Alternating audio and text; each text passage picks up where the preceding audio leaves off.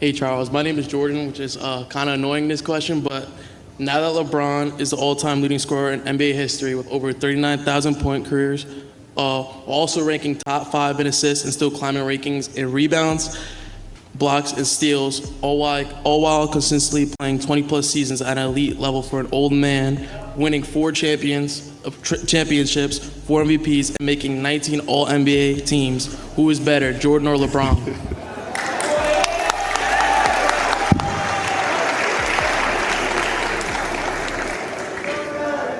You know, those are some incredible stats. They are. Those are some incredible stats. I'm never going to say anything bad about LeBron, I told you. I think he's the 3rd best player I've ever seen play after Michael and Kobe. It might not be in the team's best interest, in your best interest, to play all 82. Is that something you've thought about at all since you made the goal? Man, that's a goal, but we'll see. The next day. I'm available to go and be in the pro. If OBJ shows up, he might score 100. I twist my ankle, and I had a teammate, David Greenwood. He says, you twist your ankle, young fella. Come over and sit with me. This is you need to. I said, no, man. I'm trying to make a name for myself. There's no way I can sit. I need to get out there and show what I'm capable of. I want to play. I want to win. I want to make an impact. And it's just basketball. At the end of the day, it's just basketball. A die-hard LeBron loyalist approached Charles Barkley, armed with a mental encyclopedia of statistics and accolades, radiating the certainty that the math was on his side. But the response he received didn't just counter his argument, it systematically deconstructed it piece by piece. Yet, the true dismantling came from a different source entirely. Michael Jordan recently opened up in an interview, offering a perspective that shatters the foundation of that fan's argument. And here is the brilliant part. Jordan wasn't even addressing the fan. He wasn't part of that conversation and likely didn't know it was happening. Yet, his philosophy alone exposes the flaws in the LeBron case without ever needing to speak the man's name. By the time you process Jordan's insights on his own psychological warfare and his view on the modern game, you realize why the spreadsheet argument for LeBron collapses. It simply doesn't hold water when presented to those who witnessed both legends operating at their absolute peaks. Barkley was fielding questions when this specific fan stepped up to the mic, ironically named Jordan, setting the stage for a perfect clash. The guy didn't just ask a question. He arrived with the intensity of a prosecutor delivering a closing statement, fully convinced his case was airtight. The stats started flying out like rapid-fire artillery. He listed over 40,000 career points, crowning LeBron the history book's leading scorer, noted the top 5 assist ranking, and the climbing metrics in every defensive category. 22 seasons of elite durability, 4 championships, and 4 MVPs paired with 21 All-NBA nods. The numbers hit the room like haymakers, one after another, sparking a murmur through the crowd because, logically, that resume looks untouchable. Betting against the all-time leading scorer who also plays point guard at an elite level seems foolish. And trying to downplay 21 All-NBA selections across 2 decades of excellence feels like a fool's errand. The fan closed his case, essentially daring Barkley to justify how any other player could possibly measure up to that mountain of production. That is where the momentum turned. Barkley paused, wearing the expression of a professor preparing to correct a student who missed the fundamental lesson. His first words surprised everyone because he didn't attack LeBron's legacy at all. He acknowledged the brilliance, calling the stats incredible, and reaffirming LeBron as one of the finest talents to ever lace them up. But then came the reality check, the nuance that modern fans often gloss over. It's just different eras. I love LeBron. I'm not going to say anything bad about him. He didn't go to college for 3 years. You have to factor that in also. He had a 3-year head start on Michael. Okay, since you want me to. So, I'm going to just give a couple of things about, if he wanted to do it fair, he would say, well, how many games did Michael Jordan play compared to LeBron? Every total in LeBron's ledger is padded with thousands of points, rebounds, and assists gathered during years when Jordan was still an amateur. Those are numbers Jordan never had the chance to put on the board because he was in college while LeBron was already in the league. Barkley stripped the argument down to its core with a single inquiry. If you want the truth, don't look at the totals, look at the efficiency. Compare what they did in the same number of games played. When you run those numbers, the story that the raw totals tell begins to look very different. Because when you analyze the raw output, Jordan eclipses LeBron by roughly 5,000 points within the same span of games. That 5,000-point margin represents 2.5 entire seasons of elite offensive production. And actually, if you look at the numbers, Michael actually had 5,000 more points in his career, same number of games. 5,000, which is 2.5 NBA seasons. But you have to factor in, Michael went to college for 3 years. And if you remember, he broke his foot his first year, and he retired for 2 years. So if Michael went to the NBA 3 years sooner, not missed his rookie year with a broken foot, and not retired for 2 years, he would be the all-time leading scorer. Then he brought up the first retirement, where the greatest player on the planet left the hardwood to ride buses in minor league baseball for 2 seasons. You give those years back to him, and the entire tapestry of basketball history gets rewoven. If Jordan arrives at 18 like James, if the bone never breaks, if the baseball diamond never calls, Michael Jordan is sitting alone at the summit of the scoring list, looking down at everyone, including LeBron. The crowd fell silent. There was no counter-argument because the logic was impenetrable. When you strip away the sheer volume of LeBron's extra seasons, the gap doesn't just vanish, it completely inverts. But Chuck was only just finding his rhythm. The production crew at Inside the NBA had unearthed a statistic that stopped him cold, a number that changed the texture of the debate. And this metric cast the longevity argument in a stark, revealing light. 562. That is the number of games where Jordan dropped 30 or more points over a 15-season run.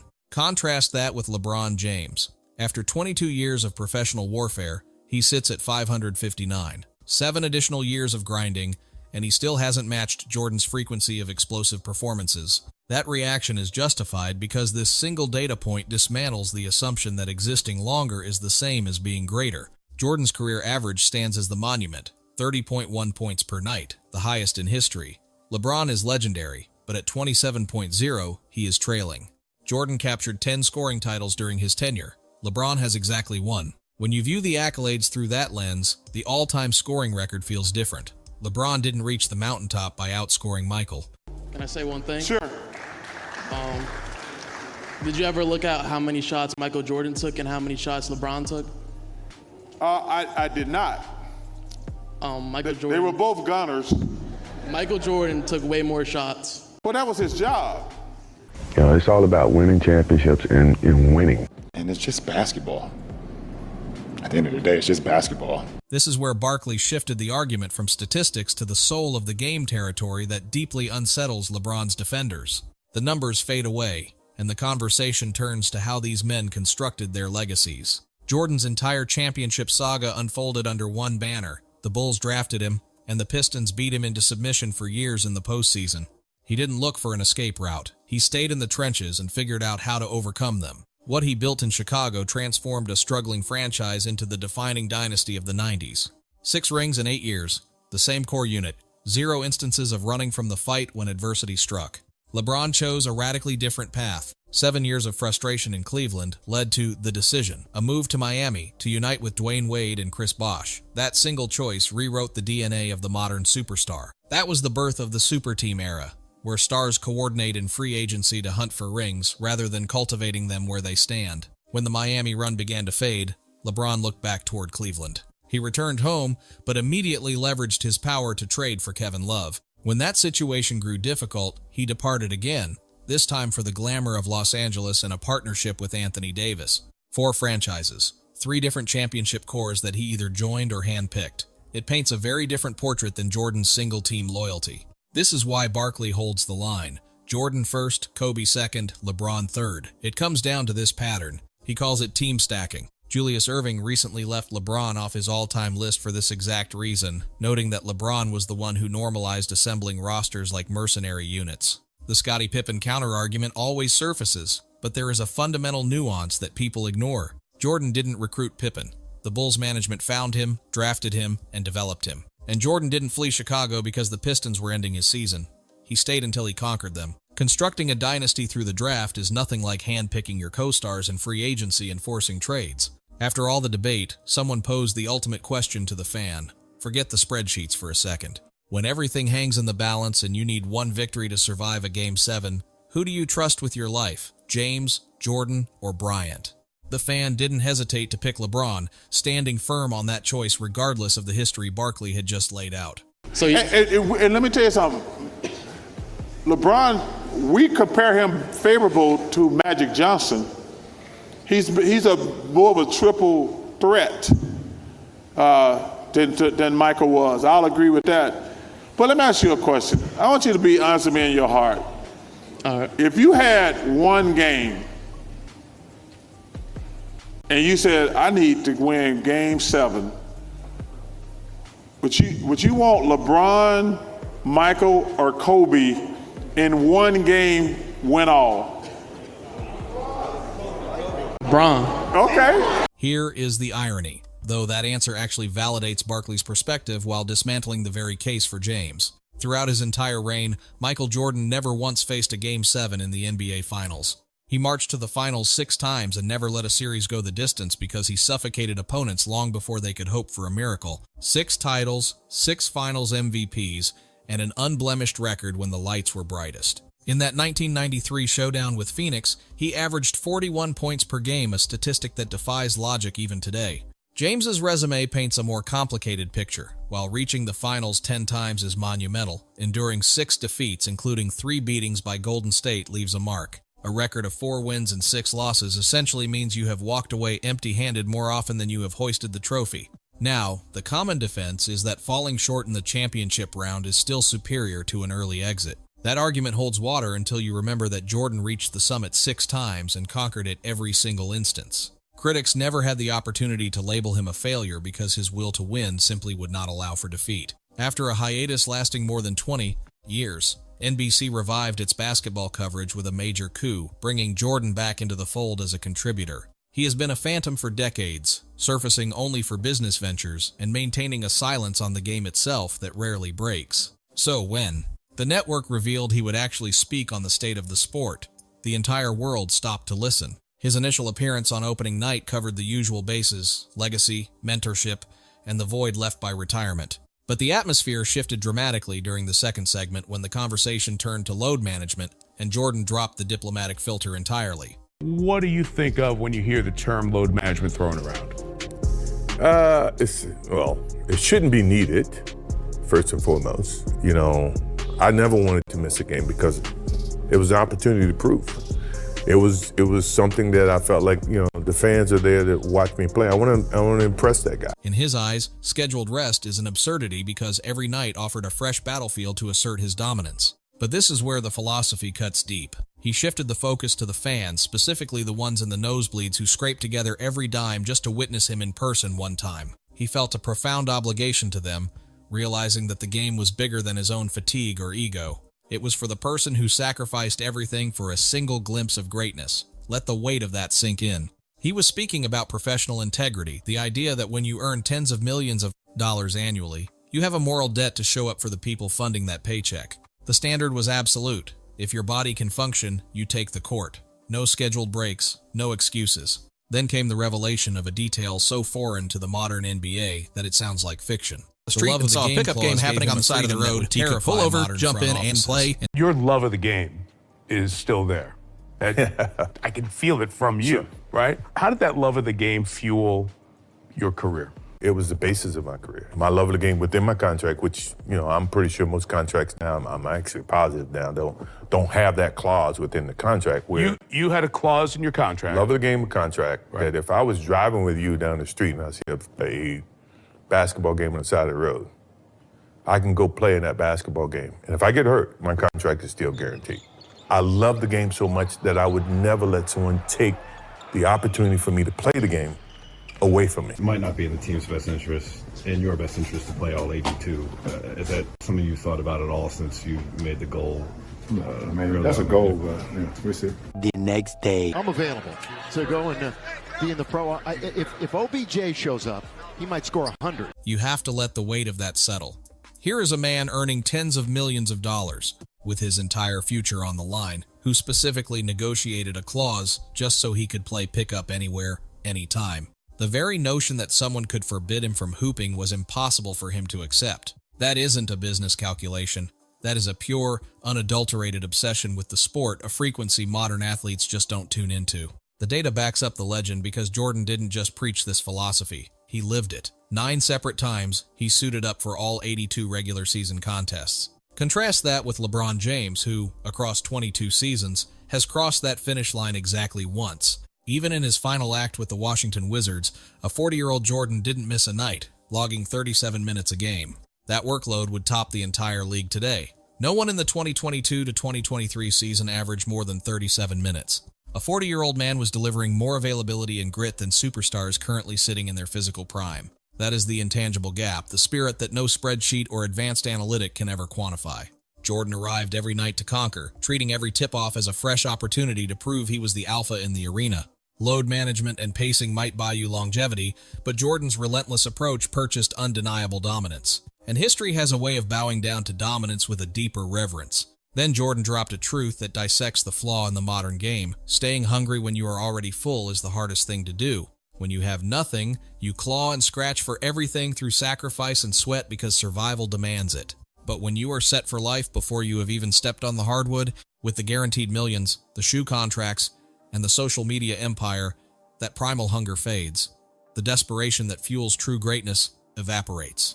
Jordan's code was strikingly simple. Clock in, destroy the opposition, be the greatest player alive, and let the rest sort itself out. The suits handled the business, he handled the game. Between those lines, it was all him. That was his sanctuary, his focus, where everything outside of basketball became a distant second. Today, the script is flipped. Players chase the brand identity, first with the logo and the signature kicks and the lifestyle, long before they have earned the right to claim any of it. There is one specific quote that encapsulates this divide in mentality better than any statistic. After a crushing finals loss, LeBron said, "It's just basketball at the end of the day." Try imagining Michael or Kobe uttering those words. Neither of them ever would, because for them, the game wasn't a hobby, it was their lifeblood. That psychological gap defines everything they did. When you weave all this together, the comparison becomes uncomfortable for supporters relying solely on cumulative stats. 6 rings for Jordan versus 4 for LeBron matters, less than the perfection of 6-0 compared to 4-6. Jordan never tasted defeat when the lights were brightest. Jordan claimed 5 MVP awards to LeBron's 4, but he secured those trophies in significantly fewer seasons. The league acknowledged his supremacy more consistently within a tighter window of dominance. The finals MVP count paints a starker picture. Jordan won 6-1 for every single banner he raised. He never rode another man's coattails to a title. In every finals series, he stood alone as the undisputed king of the court. LeBron holds 4 finals MVPs, mirroring his 4 rings. The scoring titles reveal a chasm. Jordan won 10, LeBron won 1. For 10 separate seasons, Jordan was the deadliest weapon in the league. That caliber of offensive tyranny, sustained across that many years, is unmatched in history. And on defense, Jordan earned 9 first-team selections to LeBron's 5. People tend to forget Jordan wasn't just a scorer. He was a nightmare on the perimeter, one of the greatest defenders ever. He remains the only player to capture MVP and Defensive Player of the Year in the same season, separating him from the pack. Sum it all up, and you see that Jordan's 13 full campaigns produced 6 titles, 6 finals, MVPs, 5 league MVPs, 10 scoring crowns, 9 defensive accolades, and a flawless finals record. Compare that to the combined careers of LeBron and Kevin Durant, nearly 40 seasons of basketball. Combine their resumes, and you still find a deficit in rings, MVPs, scoring crowns, and defensive accolades compared to what Jordan achieved solo. You have 2 generational icons grinding for nearly 40 combined seasons, yet they fall short of the standard set by one man in just 13. There is no spin here, no nostalgia, just cold, hard math. The troubling reality for the opposition is that Barkley isn't on an island. Icons from every era consistently align with this verdict. Dr. J didn't hesitate to lock Jordan into his all-time starting 5. Meanwhile, James was left off the roster entirely, with the doctor pointing explicitly to the era of manufactured super teams. When The Athletic surveyed the league in 2024, Jordan still commanded the room with 45.9% of the vote against 42.1%. We aren't talking about bitter old-timers protecting their turf. These are the young guns currently running the floor, bowing to a king who walked away over 20 years ago. It exposes the true heartbeat of the culture when the TV lights are off and the scripts are thrown away. That fan stepped up to the mic, fully convinced he held an ironclad argument fueled by the scoring records, the assist totals, and decades of sustained excellence. The assumption was that the sheer mountain of statistics would surely end the discussion. But Barkley's rebuttal and the silent confirmation of Jordan's career reminds us that immortality isn't earned by clocking in the most shifts. Rings captured weigh heavier than finals lost, and a decade of absolute tyranny means more than 2 decades of mere relevance. 13 years of scorching the earth was all Jordan. Required to cement the myth, he entered, conquered the landscape, and walked off with an unblemished finals sheet that remains untouchable. However, when you measure anyone against the Jordan standard, focusing on the metrics that truly matter, the hardware, the perfection under pressure, and the psychological edge, the chasm becomes undeniable. Veterans who survive both timelines consistently echo the same sentiment because they felt a presence on the court that a box score will never be able to quantify. Jordan moved with a different frequency, a cold-blooded compulsion to win when the stakes were highest. He didn't need to be in the building to answer that fan. The weight of his history crushes the debate without him uttering a syllable, and that silence is the loudest statement of all. The true greatest of all time doesn't guard the throne. The world guards it for him. Let us know in the comments. Does a 20-year marathon outweigh a perfect sprint, or does 6-0 close the book forever? If this analysis shifted your perspective, leave a like, and make sure to subscribe as we continue to peel back the layers on the game's greatest mythologies.